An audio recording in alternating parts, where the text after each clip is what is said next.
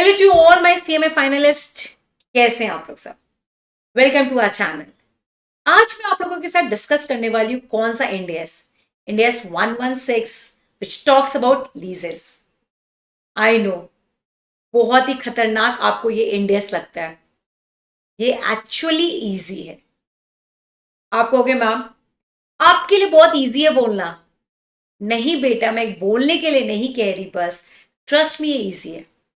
आप उसको उस पैटर्न से नहीं पढ़ते हो जिस तरीके से इसको पढ़ना चाहिए। आप इसके टर्म्स से क्लियर नहीं हो, एंड जब इस चैप्टर के टर्म्स क्लियर नहीं होंगे तब आप इसके बड़े बड़े सम्स कर नहीं पाओगे। तो इनके बड़े सम्स अटेम्प्ट करने के लिए उसके एक एक टर्म्स का मतलब क्या होता है, इसकी क्लैरिटी होनी चाहिए। मैं आपको भरोसा दिलाती हूँ, मैं आपको लेसी की बुक्स में ये सारे वर्ड्स हम डिस्कस करेंगे, टेंशन मत लो, बट लेसी की बुक्स में कैसे कैसे एंट्री होती है, क्यों होती है, कौन कौन से टर्म्स वहां यूज होते हैं और क्यों होते हैं, वो आज मैं पूरा आज के लेक्चर में बताऊंगी। एंड आप खुद ही एट दी एंड लेक्चर सुनने के बाद कमेंट करोगे कि मैम एक्चुअली लेसी की बुक्स तो बहुत आसान है। एंड जब मैं कल के वीडियो में लेसर की बुक्स पढ़ाऊंगी तो आप कहोगे मैम ये भी बहुत ईजी है। The only gap between your understanding is that आप इसके टर्म्स को क्लियरली नहीं समझते। मैं हर एक टर्म को बहुत सिंपल वे में, बहुत सिंप्लीफाई करके आपके सामने लेके आऊंगे ताकि आपको एक एक टर्म एकदम अच्छे से समझ आ जाएगा।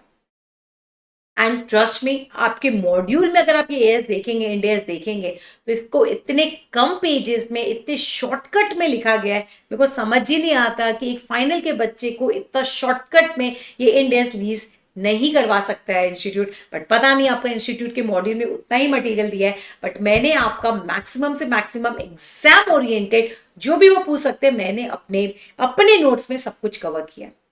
करेक्ट। यहां पर स्टार्ट करेंगे हम अपना इंड-एस 116 विच टॉक्स अबाउट लीजेस। इसमें काफी कुछ है। जब हम एक दो लेक्चर्स एंड कर लेंगे तो मैंने पुराने जितने भी लेक्चर्स में जो भी बोला है मैं सब आपको कंसोलिडेट करके मर्ज करके बता दूंगी कि हर एक टर्म का eight the and in total कहां जरूरत पड़ती है। तो फिलहाल सिर्फ टर्म समझना है। अब बेटा लीज और ओनरशिप में क्या फर्क होता है, सिर्फ इस बात को समझो। जब आप किसी का असेट यूज करते हो, सिर्फ आपने यूज करने के लिए लिया है, खरीदा नहीं है। जो आप यूज करने के लिए लेते हो it is known as leases, it is known as lease. I know आपके दिमाग में बहुत सारे वर्ड्स आएंगे बिकॉज आपने इंटर ग्रुप 1 में कुछ ना कुछ लीजेस के बारे में उसका एएस पढ़ रखा है। एंड तब आपको लगेगा कि मैम उस एएस में हमने फाइनेंशियल लीज, ऑपरेटिंग लीज, ये सारे वर्ड सीखे थे, यहाँ ये सारे वर्ड्स नहीं है क्या। हम सब कुछ सीखेंगे, आराम से सीखेंगे। फिलहाल सिर्फ इस बात को समझो कि जब आप किसी से उसका असेट यूज करने के लिए लेते हो, उसके बदले में जो आप पेमेंट कर रहे हो, जहां पर आपका मोटो ओनरशिप नहीं है, वहां पर असेट एज अ ओनर आपको प्रोवाइड नहीं किया जा रहा है, आपको असेट यूज करने के लिए दिया जा रहा है, it is termed as lease. And जब आपको असेट यूज करने के लिए दिया जा रहा है, आपको बदले में इंस्टॉलमेंट्स देने पड़ते हैं, ईएमआई देनी पड़ती है, वो सारी बातें हम यहाँ कवर करेंगे। चलो, क्या सारे बच्चे तैयार हैं? Yes ma'am. तो हम स्टार्ट करते हैं अपना end-S 116। Everybody with me? Yes. पहले सबसे पहले एक एग्जाम्पल को समझने की कोशिश करेंगे कि इसमें होता क्या है। इंड-एस 116, मान लो मैं एक डायग्राम बना रही हूं, हम इसको डायग्राम से समझने की कोशिश करेंगे, आपको सारा का सारा पिक्चर क्लियर हो जाएगा।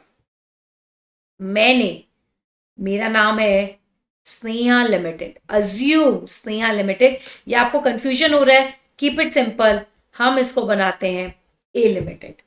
करेक्ट। ए लिमिटेड बी लिमिटेड के पास गया और उसने कहा मुझे ये पर्टिकुलर प्लांट एंड मशीनरी थोड़े 5 साल के लिए चाहिए, मैं इसकी ओनरशिप नहीं मांग रहा, मुझे सिर्फ ये यूज करने के लिए चाहिए, बताओ आप कितना पेमेंट मांगते हो। तो बताओ टर्म जल्दी से सोच के बताओ, मैंने कितने साल के लिए लिया। बच्चों हमने लिया इसको 5 साल के लिए, तो 5 ईयर्स के लिए मैंने मांगा। First, second, third, fourth, fifth, this is my first year, this my second year, third year, fourth year. जो बंदा असेट देता है अगले बंदे को यूज करने के लिए, he is termed as lessor, and जो उस असेट को यूज करता है he is termed as lessee. क्या आपको वर्ड क्लियर हो गया क्या? लेसर एंड लेसी, जो बंदा उसको देता है he is termed as lessor, जो उसको यूज करता है it is termed as lessee. Am I clear? Yes ma'am. हमने फिक्स किया कि चलो अपन 2 लाख का मैं आपको ईयरली इंस्टॉलमेंट दूंगा।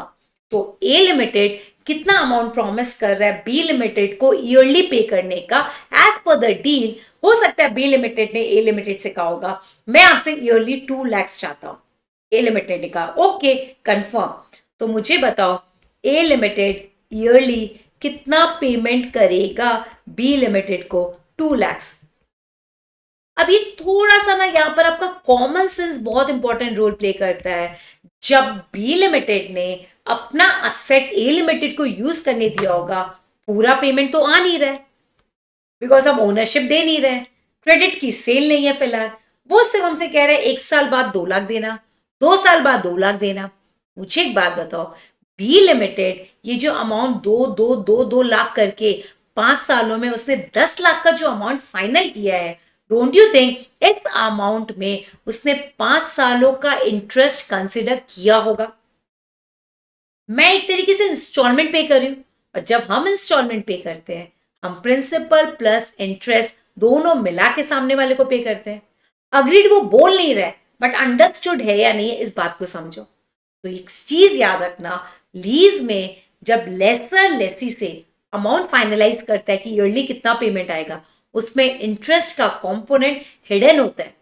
कोई बिजनेसमैन हर साल सेम अमाउंट क्यों लेगा बेटा? आप सोचो ना। It is the interest component which is included in this 2 lakhs, जिसको हम सेपरेटली बता नहीं रहे बट अंडरस्टूड है। तो बी लिमिटेड कोई चीज अगर आपको लंबे समय के लिए दे रहा है तो 5 सालों में वो जो अमाउंट, वो जो फंड बी का लगा था खरीदने के लिए, उसका जो इंटरेस्ट है वो आपसे रिकवर करेगा या नहीं करेगा? बात समझी क्या बच्चों? बात समझी क्या बच्चों? तो मान लो क्वेश्चन में आपको दिया हुआ रहेगा जिसको आप बोलते हैं इम्प्लिसिट रेट ऑफ रिटर्न। क्या बोलते हैं बच्चों इसको हम? Implicit rate of return. मान लो the question says 10% is my implicit rate of return. मान लो the question says the implicit rate of return is 10%। इसको हम अदर लैंग्वेज में भी बोल सकते हैं डिस्काउंटिंग फैक्टर। इसको हम क्या बोलते हैं बच्चा? Discounting factor. तो गाइस मैं एक बार कंक्लूड करती हूँ। ए बी के पास गया, मुझे असेट यूज करना है, बी ने कहा यूज कर लो, ओनरशिप ट्रांसफर नहीं हुई है, बदले में ईयरली इंस्टॉलमेंट चाहिए। इस इंस्टॉलमेंट पे इंटरेस्ट का कंपोनेंट घुसा हुआ होगा और हमें अकाउंटिंग 0 ईयर पे भी करनी है एक ही लिमिटेड की बुक्स में, eight the commencement of lease entry करनी है। और जब हमें 0 ईयर की एंट्री करनी है तो हमें सोचना होगा कि ए लिमिटेड उस एंट्री को, उस राइट टू यूज का जो असेट उसको मिल रहा है, किस अमाउंट पे बुक करे। और वो अमाउंट को 0 ईयर पे हमें वैल्यू नहीं पता है, यहां पर हमें इसकी वैल्यू नहीं पता, बट हमें ये पता है 1 साल बाद 2 लाख, 2 साल बाद फिर से 2 लाख देना है, 3 साल बाद फिर से 2 लाख देना है, 4 साल बाद फिर से 2 लाख, 5 साल बाद फिर से 2 लाख। डोंट यू थिंक हम आज का 0 ईयर की इसकी वैल्यू निकाल सकते हैं बाय डिस्काउंटिंग? तो क्वेश्चन में हमेशा आपको डिस्काउंटिंग फैक्टर दिया हुआ रहेगा, वो कुछ नहीं implicit rate of return, tension लेने की जरूरत नहीं है। और यही डिस्काउंटिंग फैक्टर को आप इंटरेस्ट कैलकुलेशन में भी यूज करना। जस्ट स्टेप बाय स्टेप चलेंगे। क्या यहां तक बच्चों बात समझ आ गई? क्या यहां तक बच्चों बात समझ आए क्या? Clear everybody? हाँ, अब मैम हम डिस्कस क्या कर रहे हैं? अभी मैं सिर्फ और सिर्फ लेसी की बुक्स डिस्कस करूंगी, जो हमारे एग्जाम्पल में क्या है, ए लिमिटेड। मैक्सिमम एग्जाम में जो क्वेश्चन आता है वो लेसी की बुक्स में आता है। इट इज मोर लाइकली कि आप जितने अच्छे से लेसी की बुक समझ जाओगे आपका 90% काम वही हो जाता है, आपको इससे ज्यादा पढ़ने की जरूरत नहीं है। तो देखो हम टाइम टू टाइम सारी जर्नल एंट्री को सीखते हैं क्विकली एवरीवन।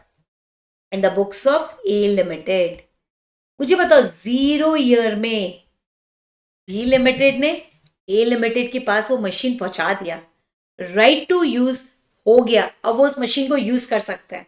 याद रखना जर्नल एंट्री हमेशा लीज की स्टार्ट होती है at the commencement of lease, at the commencement of lease.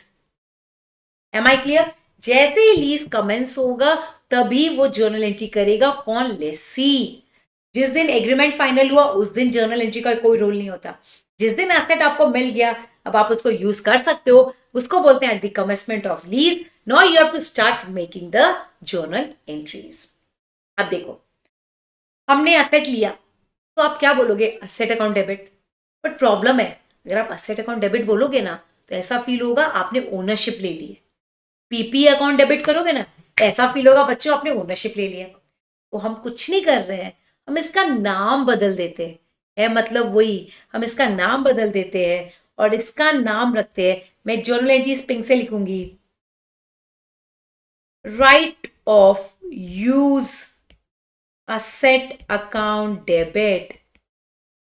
मुझे असेट यूज करने का राइट मिला है, इसको not asset account, not PP account, will always be telling right of use asset, ROU।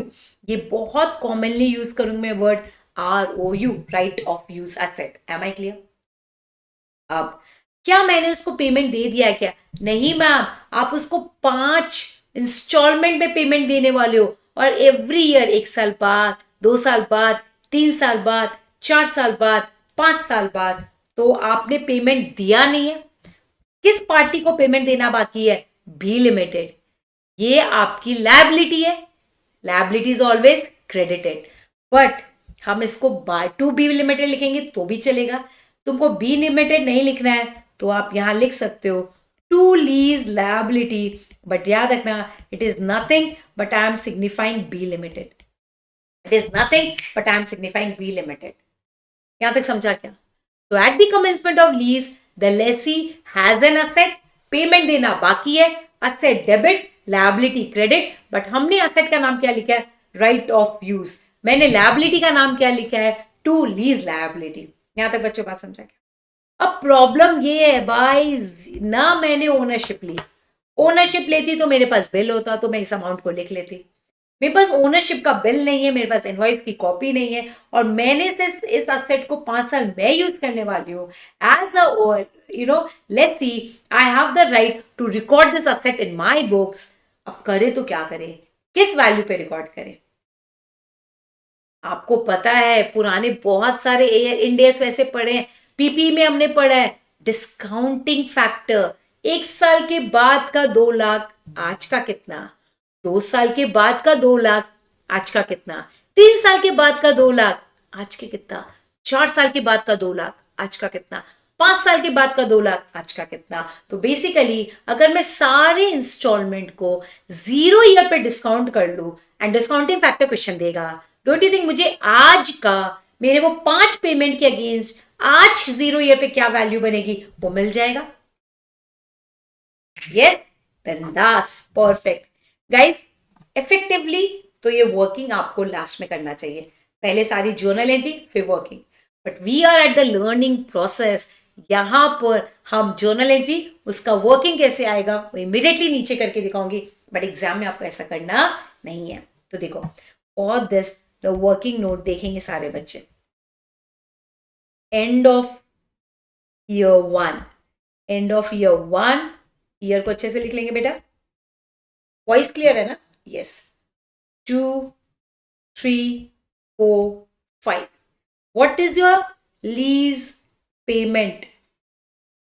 मेरा लीज पेमेंट बनता है 2 लाख 1 साल बाद, 2 लाख 1 साल बाद, 2 लाख 1 साल बाद, सॉरी 3 साल बाद, 2 लाख 4 साल बाद, 2 लाख 5 साल बाद। इफेक्टिवली 10 लाख देना है 5 साल बाद आज का।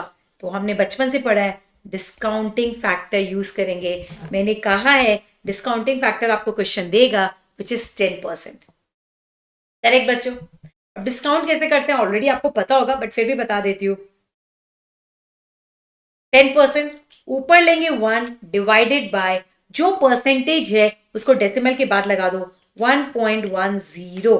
तो कितना आ रहा है? 0.909। आई थिंक स्क्रीन में नहीं दिख रहा होगा बट 0.909। करेक्ट?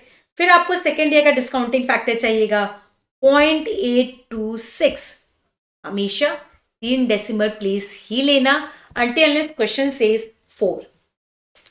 देन आएगा 0.751, 3 डेसिमल प्लेस में इसको राउंड ऑफ कर देना 0.683 and then comes 0.621। Discounting factor clear है? 1 divided by 1.10 equal to multiply equal to and फिर इक्वल टू करते रहो, आपको हर साल का डिस्काउंटिंग फैक्टर मिल जाएगा। अब जल्दी से अगर आप इसको डिस्काउंट कर लेंगे, डिस्काउंटेड अमाउंट निकालो सारे बच्चे, 2 lakh into 0.909 181,800, 2 lakh into 0.826 1,65,200, 2 lakh into 0.751 150,200, 2 lakh into 0.683 136600। बच्चों समझ आ रहा है ना? करो करो, मेरे साथ करो। आप सोचोगे बाद में करेंगे, बाद का टाइम कभी परफेक्ट नहीं आता। अब भी मेरे साथ क्लास में करो, मेरे साथ कैलकुलेटर में मैं जब वर्किंग करती आप भी करो। इससे स्पीड आती है, एक्यूरेसी होती है एंड आपका कॉन्फिडेंस बढ़ता है। चलो फटाफट 2 लाख इंटू 0.621। हाँ, आप में से कुछ बच्चे सोच रहे होंगे मैम आपकी तो कैलकुलेटर में स्पीड बहुत अच्छी है। हाँ अच्छी है, बट ये क्या एक दिन में होता है क्या? नहीं ना बच्चा, मेरी भी जब तुम्हारी जितनी थी प्रैक्टिस किया। हाँ, फैकल्टी की बात मानी, ये बस आप भी कर लो, आपका भी भला हो जाएगा। चलो चलो, will not deviate from the concept. Add करो बेटा सारे अमाउंट को, 1,81,800 1,65,200 प्लस 1,50,200 प्लस 1,03,6600 प्लस 1,24200, तो हमारा अमाउंट आ रहा है 7,58,000। तो गाइस आप जो ये पेमेंट करने वाले हो ना बेटा, कब हम जो ये पेमेंट धीरे धीरे कर रहे हैं, उस पेमेंट को जब मैं डिस्काउंट करा के आज के पॉइंट ऑफ व्यू से सोच रही हूँ तो मेरा अमाउंट आ रहा है 7,58,000। तो बेटा ये जो फ्यूचर में मेरा फिक्स्ड पेमेंट बनता है, मैंने इन सारे फिक्स पेमेंट को आज के पॉइंट ऑफ व्यू से डिस्काउंट करके आज मेरा राइट ऑफ यूज असेट कितने का है वो बुक किया आज at the 0 year eight the commencement of my lease. क्या बच्चों यहां तक बात समझ आई? तो गाइज ये एंट्री अब आपको समझी कैसे बनती है। तो this is the first and the foremost important entry. अच्छा एक और बात, इंस्टॉलमेंट ईयर बिगनिंग भी हो सकता है, इंस्टॉलमेंट ईयर एंड भी हो सकता है। चेक कर लेना क्वेश्चन कब बोल रहा है। इंस्टॉलमेंट ईयर एंड है तो आप भी इंस्टॉलमेंट ईयर एंड पे करेंगे, इंस्टॉलमेंट ईयर बिगनिंग है तो हम इंस्टॉलमेंट ईयर बिगनिंग पढ़ लेंगे। हमारा क्या जा रहा है, हम सबके लिए प्रिपेयर्ड होते हैं। क्या पहले एंट्री क्लियर है? क्या फटाफट बताएंगे? Yes, in the books of lessee at the commencement of lease right to use asset मिलता है, पेमेंट देना बाकी है, we are booking a future liability B limited के नाम से। और ये एंट्री फ्यूचर के जितने फिक्स्ड पेमेंट हैं आपके उनको डिस्काउंट किया, आज की वैल्यू हमें मिल गई। Am I clear? यस। अब ये वाला सेकेंड जर्नल एंट्री जो बहुत कॉन्सेप्चुअल है, बहुत क्लियर है। आप मुझे बताओ at the year end A और बी के बीच में ये जो इंस्टॉलमेंट है, this installment is inclusive of interest. Obviously 2 lakh में 1 साल का ब्याज घुसा हुआ होगा। कोई भी बंदा बिजनेस में बिना इंटरेस्ट के बात नहीं करता। Interest is the prime most focus. हम कमाते ही इंटरेस्ट के लिए, मतलब बहुत बार तो हमें ये लगता है कहीं और पैसे देने से अच्छा बैंक में रख दो, इतना इंटरेस्ट मिलेगा। किसी और को देने से अच्छा एफडी निकाल लो, किसी कहीं और ऐसे रिस्क इन्वेस्टमेंट में डालने से अच्छा कहीं 12% इंटरेस्ट पे पैसे को डाल दो। तो बेसिकली ये सारे पैसे हमें इंटरेस्ट दिलाते हैं। तो इंटरेस्ट कंपोनेंट बहुत इंपॉर्टेंट रोल प्ले करता है, स्पेशली अकाउंट्स जैसे हर एक चैप्टर में। अब देखो, अब ईयर एंड पे हमें 2 लाख का इंस्टॉलमेंट पे करना है एज ए लिमिटेड। अब उसकी बुक्स में सोचो, ये इंस्टॉलमेंट में इंटरेस्ट का कंपोनेंट भी है। इंटरेस्ट पीएनएल में जाता है और पेमेंट ऑफ जो लायबिलिटी होगी वो आप कैश या बैंक से करोगे। अगर आपने इस 2 लाख का पूरा पेमेंट लायबिलिटी का दिखा दिया कि हमने लायबिलिटी को 2 लाख से पूरा पे किया, इंटरेस्ट कंपोनेंट को उसमें से एक्सक्लूड नहीं किया बच्चों, डोंट यू थिंक पीएनएल में वो कंपोनेंट नहीं जाएगा? सबसे पहले आपको इंटरेस्ट का कंपोनेंट चेक करना पड़ेगा, उसके बाद आपको अपना इंस्टॉलमेंट पे करना पड़ेगा। यस, बच्चों का मैसेज है कमेंट बॉक्स में, it is exactly like hire purchase. Hire purchase में हम इंस्टॉलमेंट जब पे करते हैं, जब हमें इंस्टॉलमेंट पे करना होता है, हमें पता है इंस्टॉलमेंट के अंदर इंटरेस्ट घुसा हुआ है। Interest is never the part of the cost of the asset, तो इंटरेस्ट एलिमेंट पीएनएल में जाता है और बाकी अमाउंट हमारा बैंक के ट्रांजैक्शंस के थ्रू रूट होता है। वेरी गुड, तो हमें इंटरेस्ट कंपोनेंट का ट्रीटमेंट भी चेक करना पड़ेगा। यहां तक क्लियर है? यहां तक क्लियर है बच्चों? अब देखो, इंटरेस्ट फॉर कौन सा कलर यूज किया था? एट द एंड पे ब्लैक कलर लेती हूँ। At the end of year, सबसे पहले at the end of year हमें क्या चार्ज करना पड़ेगा? हमारे ऊपर interest as an expense charge होगा। एंट्री बोलो क्या होगी? इंटरेस्ट एक्सपेंस ऑलवेज डेबिटेड, खर्चा हमेशा डेबिट होता है। पे कर दिया या पे करेंगे? पे करेंगे, किस में मिला के? इंस्टॉलमेंट में। तो फ्यूचर में पे करना है किसको? बी लिमिटेड को। और बी लिमिटेड का नाम इधर क्या रखा है मैंने? Lease liability. Correct? Expenses are debited, liabilities are credited. यहां तक क्लियर है? बट अगेन, क्या हमारे पास इंटरेस्ट है क्या?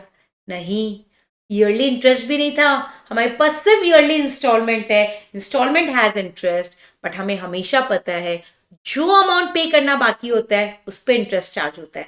बचपन से पता है, जो आउटस्टैंडिंग बैलेंस होता है उस पर इंटरेस्ट चार्ज होता है। तो क्या बच्चों, मैं यहां पर आपको इंटरेस्ट का वर्किंग नोट करके दिखाऊं क्या? Computation of interest expense. अब आप कहोगे मैम ये बहुत ज्यादा सिमिलर है हायर परचेज से। मैंने कब कहा सिमिलर नहीं है? ही interest is always charge on last outstanding balance. और मैं इसको और सिंप्लीफाई करने के लिए मैं आपको इसका एक फॉर्मेट भी दे देती हूं। फॉर्मेट सेज, सबसे पहले कॉलम में ईयर लिखो, ओपनिंग लिखो, फिर इंटरेस्ट लिखो अगर इंस्टॉलमेंट बाद में पेड है। अगर इंस्टॉलमेंट पेड पहले है तो इंटरेस्ट हमेशा ईयर एंड पे ही होता, तो इंस्टॉलमेंट पहले आएगा, इंटरेस्ट बाद में आएगा। हमारे इस एग्जांपल में मैंने इंस्टॉलमेंट ईयर एंड पे किया, चेक कर लो, installment at year end, end of the year. तो इंस्टॉलमेंट बाद में पे होता है तो इंटरेस्ट उसके इमीडिएट पहले ईयर एंड पे एंट्री डलती है। बट अगर आपने इंस्टॉलमेंट बिगिनिंग में पे कर दिया है तो इंटरेस्ट तो हमेशा ईयर एंड पे होता, तब आपका इंस्टॉलमेंट का कॉलम पहले होगा, इंटरेस्ट का कॉलम बाद में। चलो, opening, interest, installment and closing. Everybody, first year, second year, third year, fourth year. बताओ मेरा असेट, मेरी लायबिलिटी कितने की है? देखो, मेरी ओपनिंग लायबिलिटी 7,58,000 की है, तो I am eligible for a interest of 7,58,000। तो अगर मैं 7,58,000 का बच्चा 10% करूंगी, 75,800। इंस्टॉलमेंट मेरा कितना है बच्चा? 2 लाख। तो अगर आप इफेक्टिवली अगर इन दोनों का गैप देखो, 2 लाख में अगर ये माइनस करोगे, 1,24,200 आपने अपना ओरिजिनल प्रिंसिपल अमाउंट पे किया। This is your main principal amount. बेटा ये 7,58,000 डिस्काउंट कर लिया था ना आपने। डिस्काउंट करने का मतलब है इंटरेस्ट का कंपोनेंट हटा दिया था, तो ये प्रिंसिपल अमाउंट है। करेक्ट? इतना इंटरेस्ट आपको लगा, ये आपका इंस्टॉलमेंट है। Installment minus interest always gives you principal amount. भाई बचपन निकल गया। Installment means principal plus interest, तो interest means installment minus principal, principal means installment minus interest. तो बताओ मेरा क्लोजिंग बैलेंस कितना आएगा? मैम 7,58,000 मेरा प्रिंसिपल आउटस्टैंडिंग था, उसमें से 1,24,200 हमने पे कर दिया। तो अगर आप देखेंगे तो आपका इफेक्टिवली क्लोजिंग बैलेंस आता है 6,33,800। मैंने एक कॉलम में करके दिया, बाकी अब आप करेंगे, वो मैं नहीं करूंगी। अब बाकी आप करोगे, अब मैं नहीं करूंगी।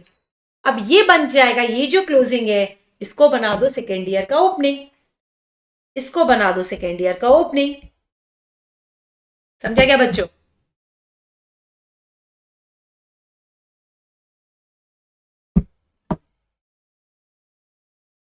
बच्चों बात समझिए, अगेन का 10%, 63380, installment lies to be 2 lakh.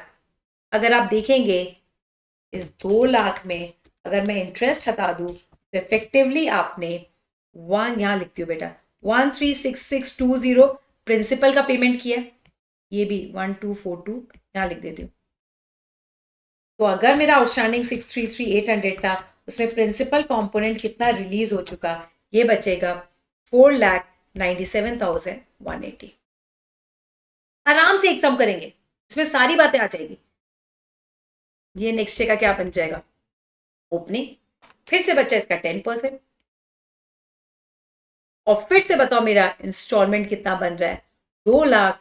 अगर आपसे कोई पूछे 2 लाख में अगर मैं ये हटा दूं तो मुझे बताओ मेरा आउटस्टैंडिंग प्रिंसिपल कितना है, इतना, दिस माइनस ये करते हैं तो इट कम्स 346,898, 346,898 का फिर से बताओ बच्चा 10% कितना होगा, 34689। क्या आप इसको राउंड ऑफ कर सकते हो, डेसिमल आ ही रहा है, 690। मेरा बताओ इंस्टॉलमेंट कितना है, 2 लाख। अगर मैं इस 2 लाख से हटा दूं तो बताओ मेरा आउटस्टैंडिंग कितना आएगा, 165310। तो 346,898 माइनस 165310, ये है 181,588। 181,588 इतना है, 2 लाख मेरा लास्ट का इंस्टॉलमेंट है, तो फॉर श्योर मेरा इंटरेस्ट बताओ क्या होगा, 18,412। तो देखो मेरा क्लोजिंग बैलेंस निल हो गया, क्लोजिंग बैलेंस निल हो गया।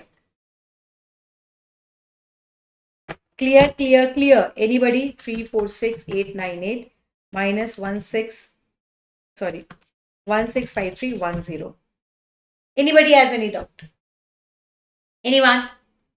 आप देखो ना बेटा इसका डिफरेंस देखो ना, इसीलिए 2 लाख माइनस 18412 ये आएगा 181588, पूरा ही प्रिंसिपल मैंने रीपे कर दिया, देयर इज नथिंग आउटस्टैंडिंग।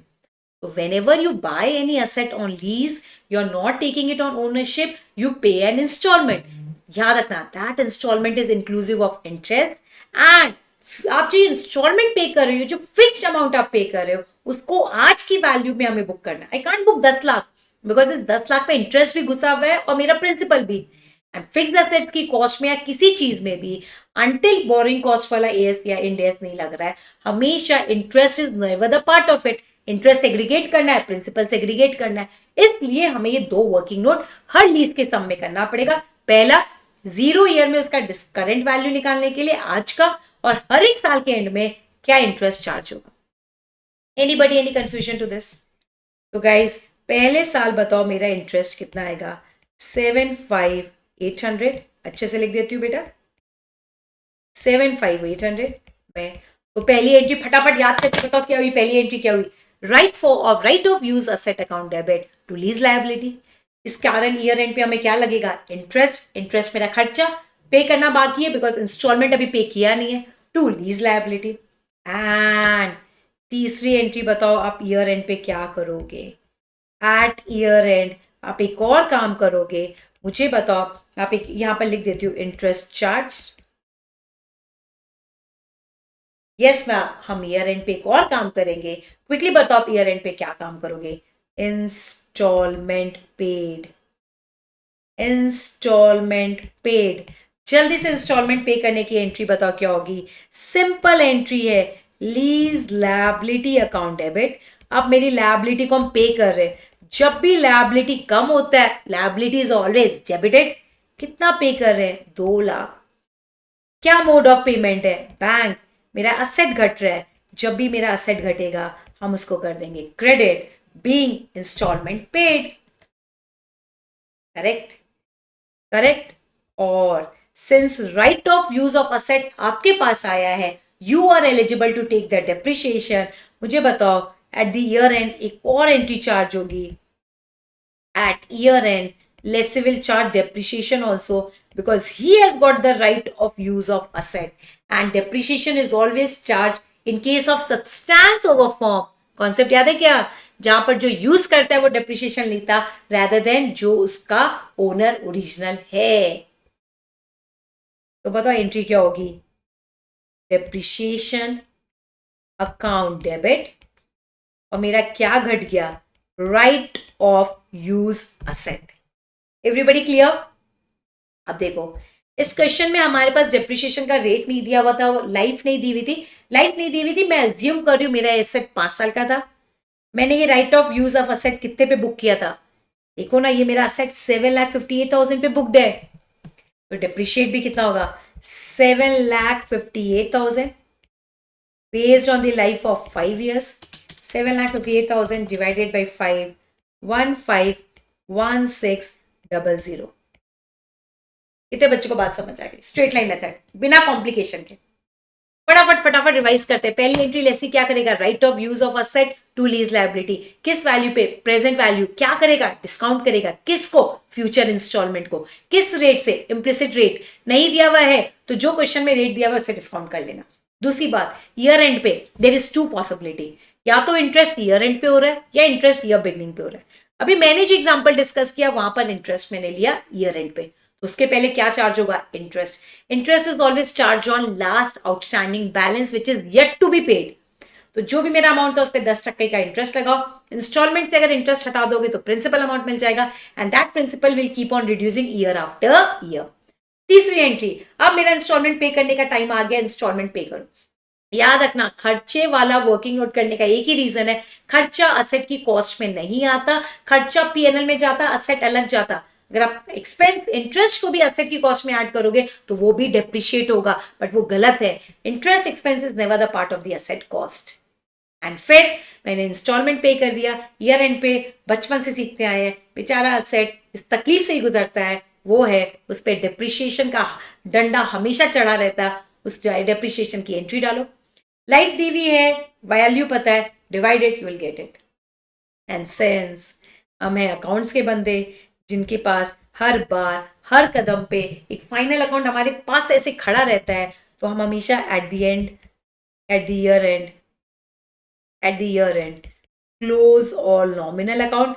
ये तो हमारा बचपन यही करते करते निकला है, close all nominal account. Luckily हमारे केस में 2 नॉमिनल अकाउंट ही है, दोनों के दोनों कहां से बंद होंगे? सिंस हम कंपनीज ज्यादा पढ़ने वाले हैं, फाइनल का बच्चा सिर्फ कंपनी अकाउंट्स पढ़ता है, तो मैं पीएनएल ना बोल के statement of profit and loss account debit. Yes everyone, good to go? Yes ma'am. To interest to depreciation, close it immediately without worrying. Depreciation बताओ कितना आएगा? 151600। इंटरेस्ट बताएंगे बच्चों आपने कितना लिया? इंटरेस्ट 75,800, 75,800 करो ऐड। 75,800 प्लस 151600, ये आएगा 227400। कितने बच्चों को यहां तक बात समझ आ गई? कितने बच्चों को यहां तक बात समझ आ गई? क्या सबको फर्स्ट ईयर की एंट्री समझ गई क्या? तो इन द फर्स्ट ईयर सबसे पहले कमेंसमेंट ऑफ लीज की एक एंट्री करेगा लेसी, ईयर एंड पे इंटरेस्ट की एंट्री, ईयर एंड पे इंस्टॉलमेंट की एंट्री, ईयर एंड पे डेप्रिशिएशन की एंट्री, एंड फिर सारे nominal account statement of PNL से बंद होंगे। बट याद रखना, कमेंसमेंट ऑफ लीज की एंट्री सिर्फ at the beginning when the lease started then will happen. हर साल लीज कमेंस नहीं हो रहा है, there is only one agreement, there is one asset which has already been taken in your books in the name of right of use asset. अब दोबारा हर साल राइट ऑफ यूज असेट तुम्हारे book में नहीं आएगा, ऑलरेडी आपकी balance sheet में एज एन असेट आ चुका। क्या क्लियर है क्या बच्चों? क्या क्लियर है क्या बच्चों? यस। तो मैंने बेटा आपको किस साल की एंट्री सिखाई? मैंने आपको फिलहाल फर्स्ट ईयर की एंट्री सिखाई। एंड सारे बच्चे प्लीज इन एंट्रीज को दिमाग में रखो, आपको दिमाग में फिट हो चुका है, मैं श्योर हूं। सिर्फ मैं बार बार रिकॉल करा रही हूं कि और परफेक्ट हो जाए। जब मैं सेकेंड ईयर की बात करूंगी, जल्दी से मुझे बताओ सेकेंड ईयर में क्या कमेंसमेंट ऑफ लीज की एंट्री आएगी? ना मुन्ना ना, यस सीधा ma'am year and. Year end पे सबसे पहले सारे वर्किंग नोट्स आपने लिख लिए, अब मेरी जरूरत नहीं है। सबसे पहले इंटरेस्ट आओगा, आपने ऊपर ही कर रखा है, interest account debit to lease liability. Perfect. Super. बताओ कितना आएगा फटाफट। 63380, 63380, 63380। सेकेंड ईयर के एंड में मेरा लीज लायबिलिटी कम होगा। समय आ गया है, वो बंदे को पे करो, उस बेचारे का इंस्टॉलमेंट, उस बेचारे का टाइम आ गया है, पेमेंट दो। कितने का? 2 लाख का।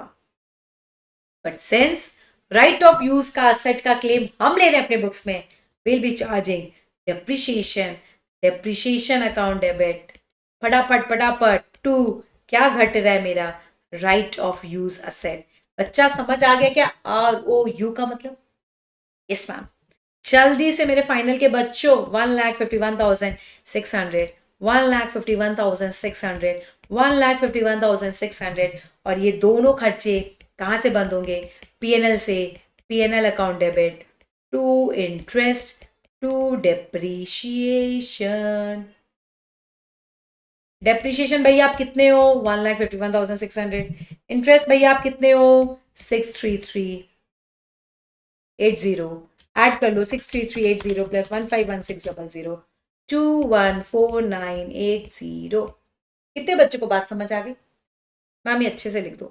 ठीक है चलेगा बेटा। 633। ओ मैम ये क्या कर रहे हो बेटा? क्या करें, कभी ये भी हमारी नहीं सुनता। क्या करें बच्चा हम?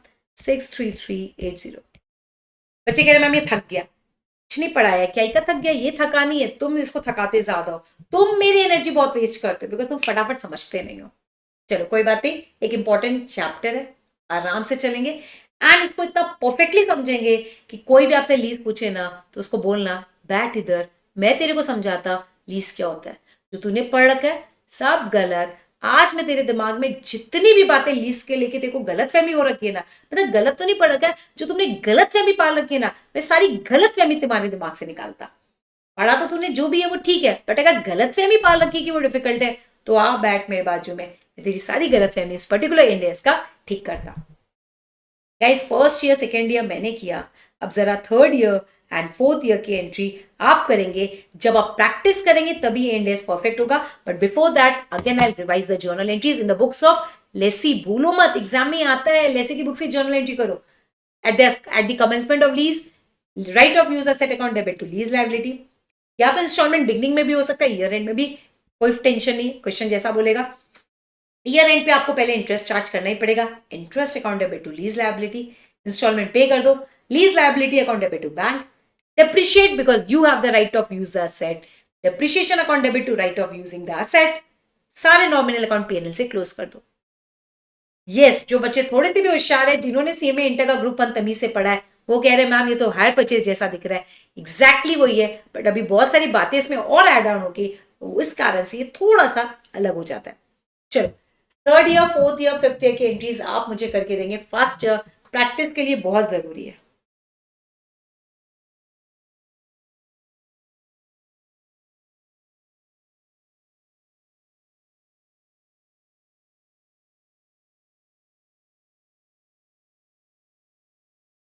Quickly everyone.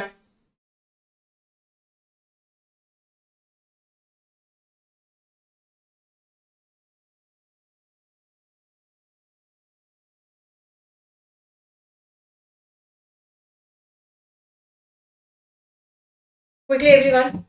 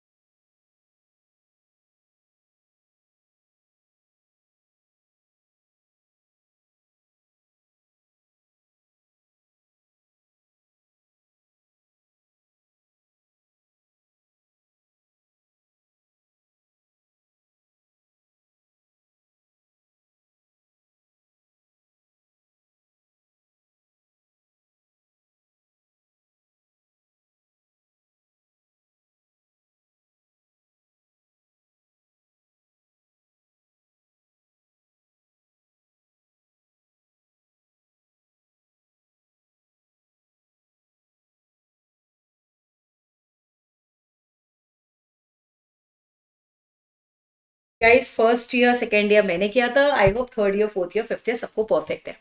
तो गाइज लेसी की बुक्स देखो कितनी सिंपल है, यही पांचों छह एंट्रीज बस हर बार आएंगी बेटा।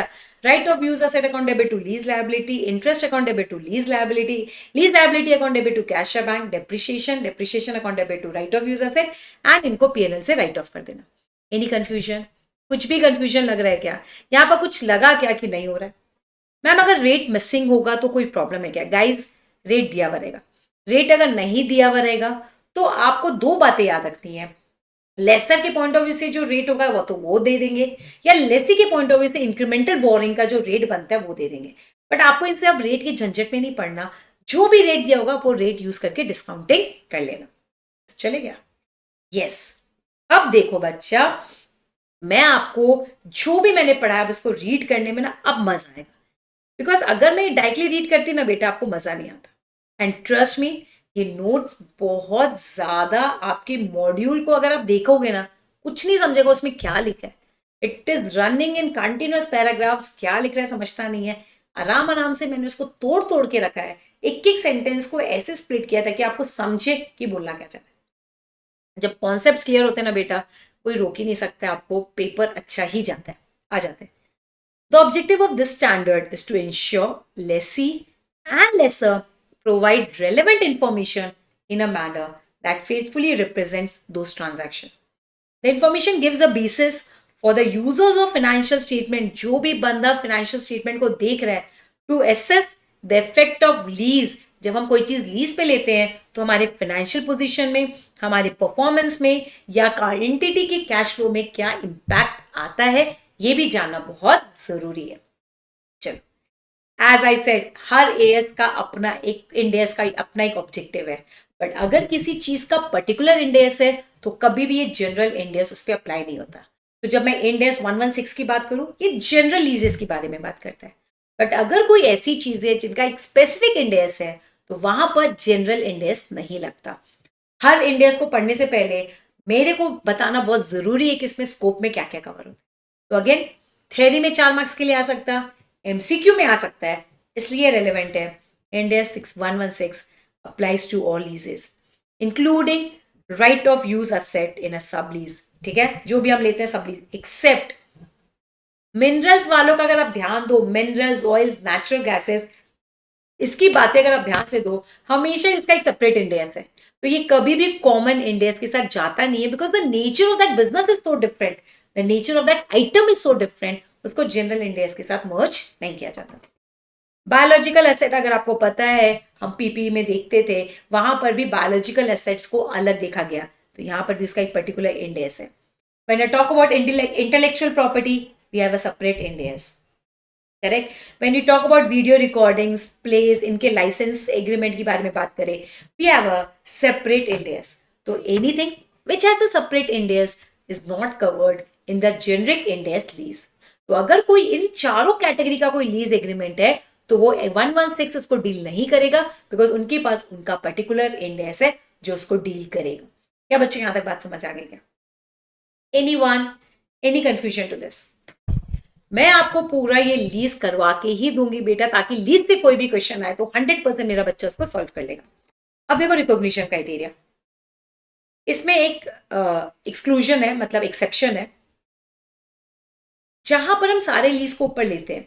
अगर लेसी, ये सिर्फ ऑप्शन लेसी को याद रखना, lessee can elect not to apply Ind AS, मतलब अगर लेसी का मन है तो वो इंडेस 116 अपने ऊपर नहीं लगा सकता, सब्जेक्ट टू टू थिंग्स। पहला, बहुत ही शॉर्ट टर्म लीज है, 12 महीने या लेस का लीज है, नहीं अप्लाई होगा। Short term lease we do not apply, less than 12 months. क्या मतलब है बेटा? उस केस में जितनी भी पेमेंट है पीएनएल से राइट ऑफ कर देता है। अगर there is a short term lease within 12 months, do not book right of use asset and then expense अलग, इंस्टॉलमेंट अलग। हम जो भी पे करते हैं सब पीएनएल से राइट ऑफ करते हैं। या लीज इतने लो वैल्यू का है कि उसके ऊपर इतना तामझाम करने की जरूरत नहीं है।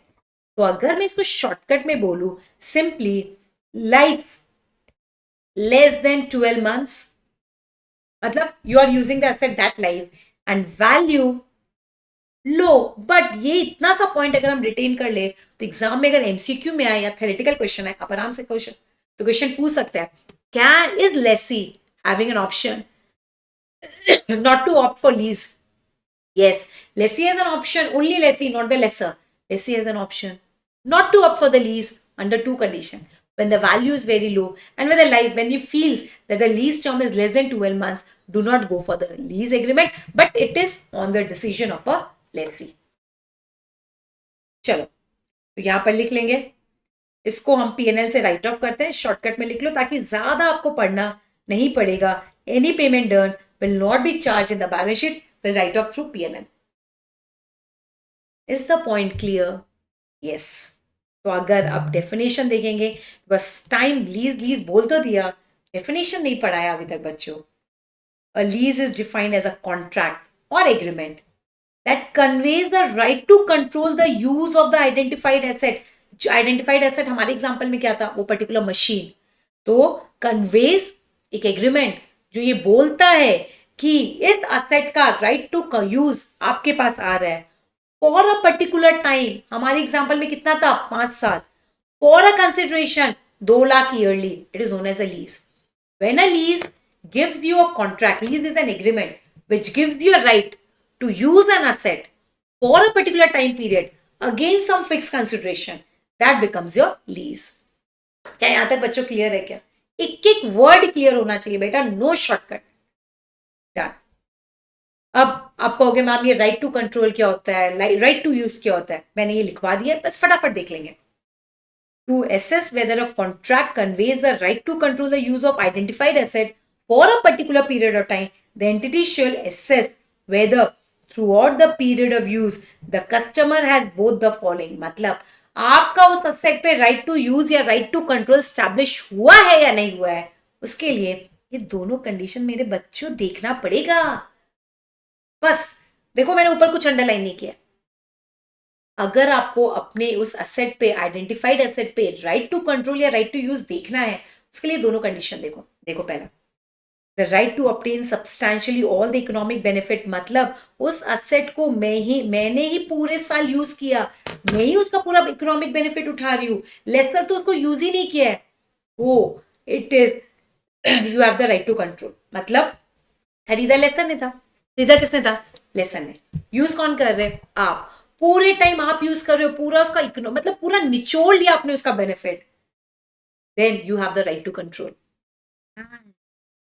Right to direct the use of identified asset. आप अपने हिसाब से उसको डायरेक्ट करते हो कि इस पर्टिकुलर काम के लिए मैं यूज करूंगा, then you have the right to control. For example आपके पास वैन है, हॉस्पिटल ने आपका वैन लिया, उसको अपने हिसाब से एम्बुलेंस में कन्वर्ट किया. He had the right to change whatever way he wants to use that asset, and वो उसको इतने लाइफ के लिए लिया है, इतने नंबर ऑफ सालों के लिए लिया है कि eight the end of the day 10 साल बाद उसमें कुछ बचेगा नहीं. पूरा इकोनॉमिक बेनिफिट वो उठाने वाले उस असेट का. It means the lessee has the right of control on the asset. Simple अगर बात करें, 2 words कि क्वेश्चन अगर पूछे, how will you know that there is a right of control? Simple, economic benefit आप पूरा उठाने वाले हो and use as per your way या direction. Am I clear? Anyone has any confusion to this? Any confusion to this? चलो यहां पर फिर से आ जाएंगे. Ind AS 116 requires lessor and lessee to determine whether a contract is or contains a lease at the inception of contract. जब आपके पास वो contract आ रहा है, आपको वही आइडेंटिफाई करना पड़ेगा कि वो लीज है या नहीं.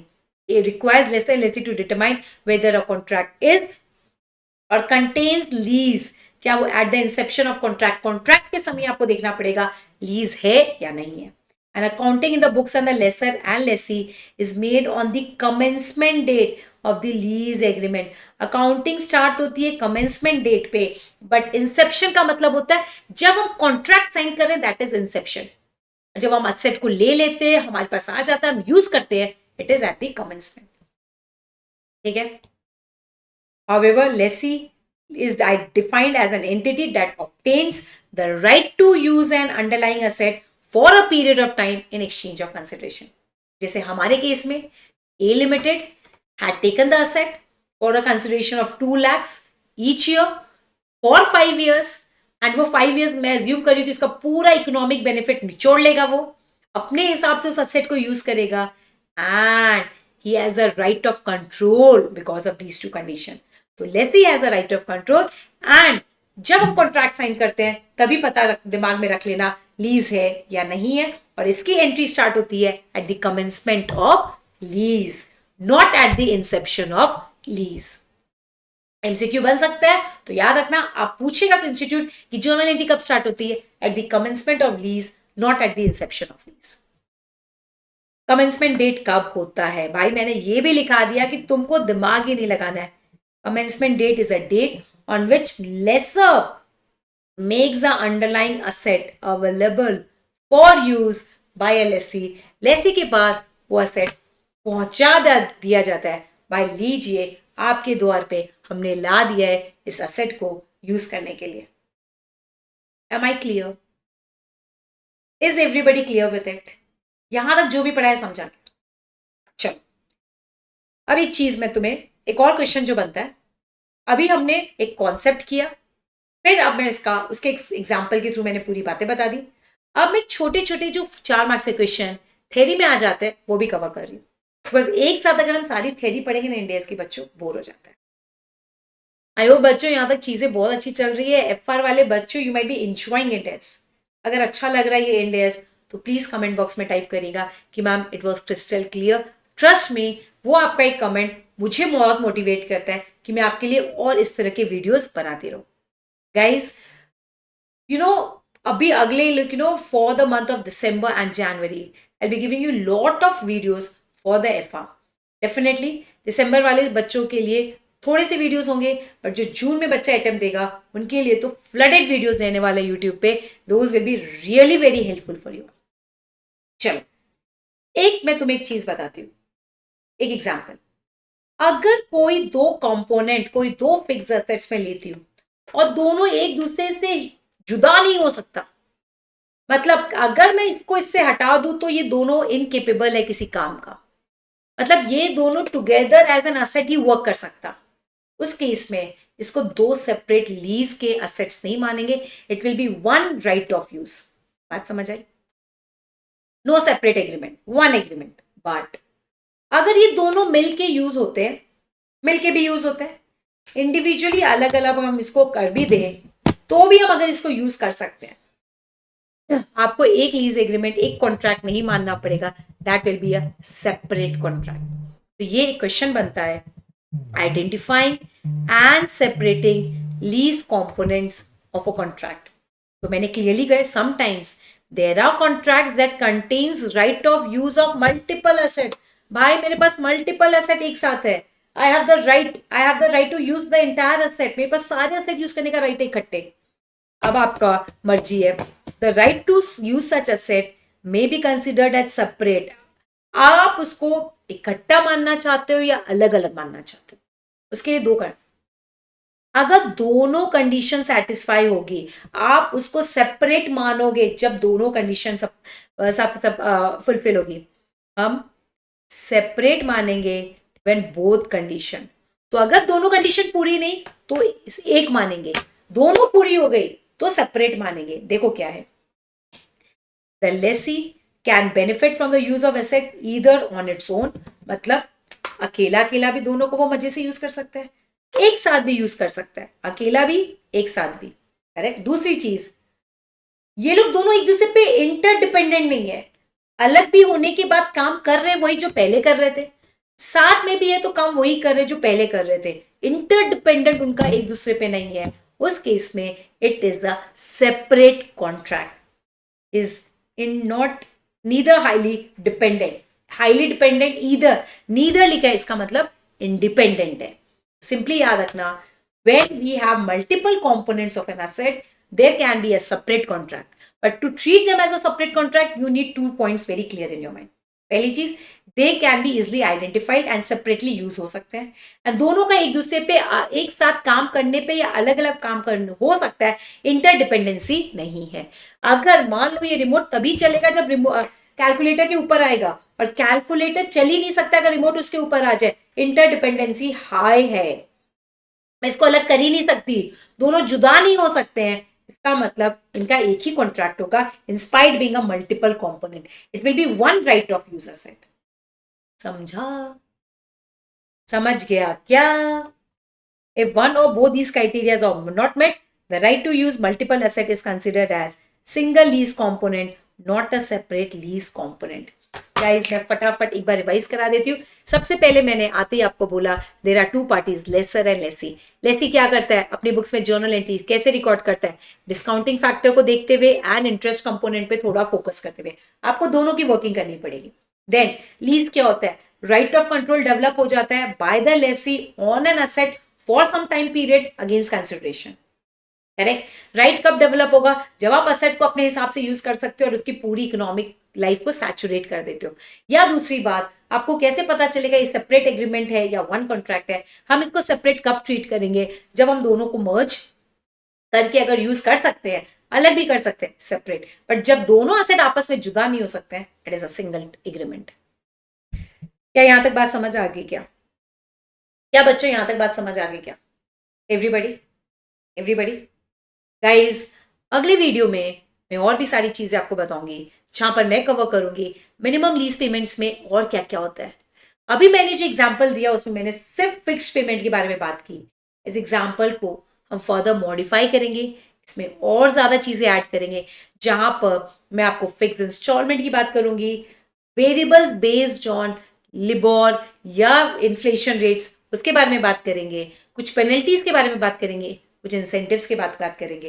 ये सारी बातें मैं आपसे करने वाली हूँ and trust me, with examples, with line diagrams, same strategy use करेंगे ताकि आपके दिमाग में ये पूरा एएस इंडिया अच्छे से फिट हो जाए। अगर कोई डाउट है तो पूछो। All clear? Anyone has any doubt to this? आराम से लिया बेटा, एक एक पॉइंट को कवर किया है so that you are very much clear before exam. अब सुनो, एक काम करना, आज घर पे अपने से कोई भी एग्जाम्पल बना लेना। 2 लाख की जगह 4 लाख, 4 लाख की जगह 5 लाख, डिस्काउंटिंग फैक्टर 10% लेके खुद से सम क्रिएट करके आप इसकी जर्नल एंट्री अपने से प्रैक्टिस कर लेना। तो मैं आपको जाने से पहले एक होमवर्क दे रही हूं on a similar way. Homework question, lease payment मान लो 4 लाख है, इंस्टॉलमेंट जिसको आप बोलते हो ₹4 लाख, और यहां पर इस बार मैं डिस्काउंटिंग फैक्टर 20% दे रही हूं। डिस्काउंट करने का तरीका देख लो, डिस्काउंटिंग फैक्टर कैसे निकलता है, 1 divided by 1.20। Am I clear? जिन बच्चों को इसकी आदत नहीं है वो ऐसा भी कर सकते हैं, 100/120, whichever is comfortable and best to you. And आपको बनाना क्या है? Write all journal entries in the books of Leslie. Everybody good to go? Anyone any confusion?